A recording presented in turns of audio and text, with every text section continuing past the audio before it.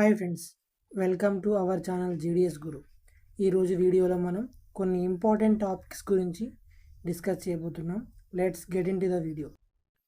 మనం ముందుగా చూసుకున్నట్టయితే ఎడిట్ ఆప్షన్లో ఏమేమి చేంజ్ చేయొచ్చు, details that can be changed అంటే కరెక్షన్ విండోలో మనం ఏమైతే చేంజ్ చేసుకోవచ్చో అవన్నీ ఇక్కడ మనం చూసుకోవచ్చు. ఫస్ట్ వచ్చేసి minor spelling mistakes in personal డీటెయిల్స్లో ఏమైనా చిన్న చిన్న తప్పులు ఉంటాయి అంటే మన పేర్లో స్పెల్లింగ్ మిస్టేక్ కానీ ఫాదర్ నేమ్ కానీ మదర్ నేమ్ కానీ ఏమైనా స్పెల్లింగ్ మిస్టేక్స్ ఉంటే అవి ఇక్కడ చేసుకోవచ్చు. అండ్ నెక్స్ట్ అడ్రస్ డీటెయిల్స్ కూడా ఎడిట్ చేసుకోవచ్చు అడ్రస్లో ఏమైనా తప్పులు ఉన్నట్టయితే. అలాగే డివిజన్ కూడా మనం మార్చుకోవచ్చు, అంటే ఇన్నర్ సర్కిల్ డివిజన్ అన్నట్టు. ఇప్పుడు ఒక సర్కిల్ తెలంగాణ సర్కిల్ అప్లై చేస్తే ఖమ్మం డివిజన్లో అప్లై చేసాము, మాకు ఈ ఖమ్మం డివిజన్ వద్దు మేము నల్గొండకి వెళ్దాం అనుకుంటే అక్కడ డివిజన్ చేంజ్ చేసుకోవచ్చు అట్లా. మళ్ళీ ఇంకోటి ఏంటంటే పోస్ట్ ప్రిఫరెన్స్ ఆర్డర్. కొంతమంది ఆన్లైన్ సెంటర్కి వెళ్ళి అప్లై చేసి ఉంటారు. వాళ్ళు ఎట్లా చేస్తారంటే ఆన్లైన్ సెంటర్ వాళ్ళు ఒక 100 పోస్టులు ఉన్న దగ్గర 50 పోస్టుల వరకే ప్రిఫరెన్స్ పెట్టి మిగిలిన వాటిని అట్లా వదిలేయడం జరుగుతుంది. సో మీరు కరెక్షన్ విండోలో మీ ఫోన్లోనే చేసుకోవచ్చు. అది మీ ఐడి, మీ యూజర్ నేమ్ అండ్ పాస్వర్డ్తో లాగిన్ చేసుకొని మళ్ళీ ఉన్న పోస్టులకు కూడా మొత్తం కూడా మీరు ప్రిఫరెన్స్ అనేది ఇచ్చుకోవచ్చు. అట్లా ఇచ్చుకుంటేనే జాబ్ రావడానికి మనకి ఎక్కువ ఛాన్స్ ఉంటుందండి. సో దట్ గుర్తుపెట్టుకోండి. అలాగే జెండర్ ఒకటి బై మిస్టేక్లో ఏమన్నా మీరు తప్పుగా పెట్టేసి ఉంటే అది కూడా చేంజ్ చేసుకోవచ్చు. నెక్స్ట్ కేటగిరీ కూడా మనం బై మిస్టేక్లో పెట్టుంటే చేంజ్ చేసుకోవచ్చు. అంటే documents, next document photo signature కానీ సిగ్నేచర్ ఏమైనా తప్పుగా పెట్టుంటే ఫోటో వెనకాల షాడోస్ కానీ కొంచెం క్లారిటీ లేకపోవడం కానీ అట్లా ఏమైనా ఉండేది ఉంటే ఫోటో సిగ్నేచర్ కూడా మళ్ళీ రీఅప్లోడ్ చేసుకోవచ్చు మనం కరెక్షన్ విండోలో. సో ఈ పాయింట్స్ అన్నీ కూడా మనం కరెక్షన్ విండోలో చేసుకోవచ్చు, ఎడిట్ చేసుకోవచ్చు అండి. అండ్ నెక్స్ట్ వచ్చేసి details that can not be changed. అంటే మనం ఏమేమి చేసుకోలేము అంటే ఏమి కూడా ఎడిట్ చేసుకోలేము అంటే ఇక్కడ ఒకటి మొబైల్ నెంబరు, మీ ఈమెయిల్ ఐడి, ఇంకొకటి స్టేట్ ఆర్ సర్కిల్.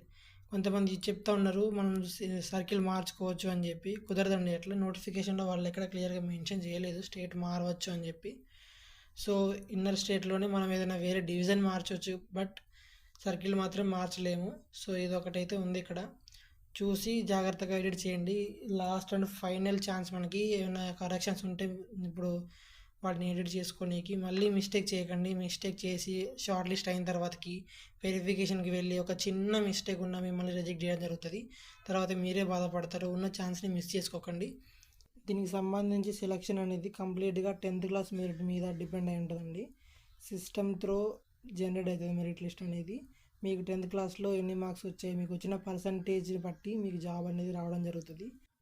ఒకవేళ షార్ట్ లిస్ట్ చేసే క్రమంలో ఏదైనా అంటే ఒక ఇద్దరి మధ్య కానీ చాలామంది మధ్య కానీ ఏదైనా క్యాండిడేట్స్ మధ్యలో టై అయినట్టయితే, సేమ్ డేట్ ఆఫ్ బర్త్ ఉండి సేమ్ మార్క్స్ ఉండి వాళ్ళు సేమ్ కేటగిరీ అయినట్టయితే కొన్ని సినారియోస్ ఇక్కడ వాళ్ళు మనకు మెన్షన్ చేశారు. ఎలాంటి సినారియోస్లో మేము ఎట్లా దాన్ని సాల్వ్ చేయడం జరుగుతుందని చెప్పి ఇక్కడ చూసినట్టయితే, while preparing the merit list in case of tie among the applicants the same would be decided on the basis of the following priority order. ఈ ప్రియారిటీ ఆర్డర్ని బేస్ చేసుకొని ఇస్తారని చెప్తున్నారు. ఒకవేళ టై అయినట్టయితే ఫస్ట్ వచ్చేసి మనకు డిఓబి, ఓల్డర్ ఇన్ ఏజ్, ఎవరైతే ఏజ్లో పెద్దవాళ్ళు ఉన్నారో వాళ్ళకి ఇస్తారు. ఒకవేళ అక్కడ కూడా సేమ్ ఉన్నట్టయితే ఎస్టీ ట్రాన్స్ ఉమెన్కి ఇస్తారు.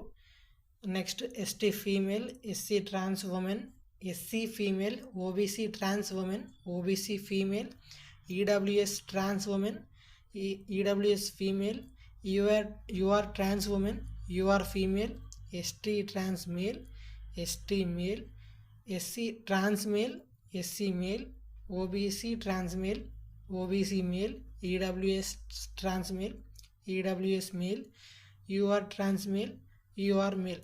ఇలా ఇన్ని సినారియోస్ని బేస్ చేసుకుని వాళ్ళు అనేది మెరిట్ లిస్ట్ చేయడం జరుగుతుంది.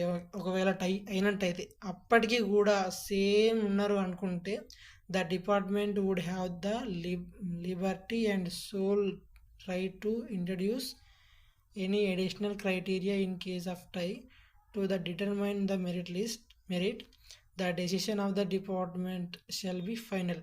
ఒకవేళ అన్నిట్లో కూడా కేటగిరీ అంతా మ్యాచ్ అవుతుంది, ఈ సినారియో అంతా మ్యాచ్ అవుతుంది అనుకుంటే అప్పుడు డిపార్ట్మెంట్ వాళ్ళే దాన్ని ఫైనలైజ్ చేస్తారు. ఎవరికి జాబ్ ఇవ్వాలనేది వాళ్ళే ఫైనలైజ్ చేస్తారు.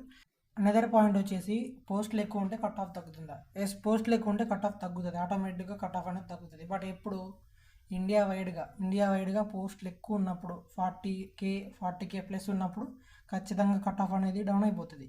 బట్ ఏదైనా ఒక సర్కిల్లో స్పెసిఫిక్ డివిజన్లో పోస్టులు ఎక్కువ ఉండి మిగిలిన అన్ని డివిజన్లు తక్కువ ఉంటే ఖచ్చితంగా ఆ డివిజన్లో కట్ ఆఫ్ అనేది పీక్ లెవెల్లో ఉంటుంది. సో మీరు ఇదంతా అర్థం చేసుకొని ఎక్కడైనా పీక్ లెవెల్ ఉన్న దగ్గర మీరు అప్లై చేశారనుకుంటే కనుక ఖచ్చితంగా డివిజన్ అనేది చేంజ్ చేసుకోండి కరెక్షన్ విండోలో. ఓకే, వచ్చేసి last point, last but not least, north east is better or not? North east బెటరా కాదంటే నార్త్ ఈస్ట్ బెటరే అండి. కాకపోతే కొంచెం దూరం మన తెలుగు స్టేట్స్లో ఎవరైతే ఉన్నారో వాళ్ళకి టూ మచ్ డిస్టెన్స్, ఒక 2K ప్లస్ కిలోమీటర్స్ ఉంటుంది. ఆంధ్ర వాళ్ళకైతే నియర్లీ 3K ప్లస్ కిలోమీటర్స్ ఉంటుంది. సో డిస్టెన్స్ని బేస్ చేసుకొని రిస్కీ అని చెప్పొచ్చు జర్నీలో. బట్ జాబ్ వచ్చినట్టయితే ఖచ్చితంగా వెళ్ళడానికి ట్రై చేయండి. అందరూ యూట్యూబ్లో స్పామ్ చేస్తున్నారు మణిపూర్ అట్లా ఇట్లా అని, కానీ కాకపోతే మనం అంత పెద్దగా ఏముండదు, ఉంటుంది ఎక్కడైనా వర్క్ ప్రెషర్ అనేది ఉంటుంది. సో మీరు దాన్ని అన్నీ అర్థం చేసుకోండి. ఎవరో చెప్పారని కాకుండా మీ సొంతంగా మీరు ఆలోచించి వెళ్ళాలా వద్దని డిసైడ్ అవ్వండి. కొంతమంది ఇట్లా ఆలోచిస్తారు, మనకు వచ్చే 15-16Kకి అంత దూరం వెళ్ళి అక్కడ సర్వైవ్ అవ్వాలా ఫ్యామిలీని విడిచిపెట్టి అంటే, అదేదో ఇక్కడ కూడా చేసుకోవచ్చు కదా, వేరే బయట చేసినది దొరుకుతుంది కదా అనుకుంటే బయట పని చేస్తారు. బట్ అమౌంట్ వస్తుంది, బట్ రెస్పెక్ట్ అయితే రాదు కదా. గవర్నమెంట్ జాబ్ వేరే ఉంటుంది, మనం బయట పని చేసేది వేరే ఉంటుంది కదా. సో మీరు ఆలోచించి నిర్ణయం తీసుకోండి. అది కంప్లీట్గా మీ ఇష్టంతో కూడుకున్న పని, దాన్ని ఎవరు ఫోర్స్ చేయరు మిమ్మల్ని ఇక్కడ అప్లై చేయమని. సో దట్స్ ఇట్ ఫ్రెండ్స్, ఇదైతే వీడియో మీకు నచ్చినట్టయితే వీడియోని లైక్ చేయండి, ఛానల్ని సబ్స్క్రైబ్ చేసుకొని బెల్ నోటిఫికేషన్ ఆన్లో పెట్టుకోండి. అప్పుడే మన ఛానల్లో వీడియో అప్లోడ్ చేయగానే మీకు నోటిఫికేషన్ వస్తుంది. కంపల్సరీ వీడియోని మీ ఫ్రెండ్స్ ఇంకా రంటే వాళ్ళకి షేర్ చేయండి friends. Thank you for watching.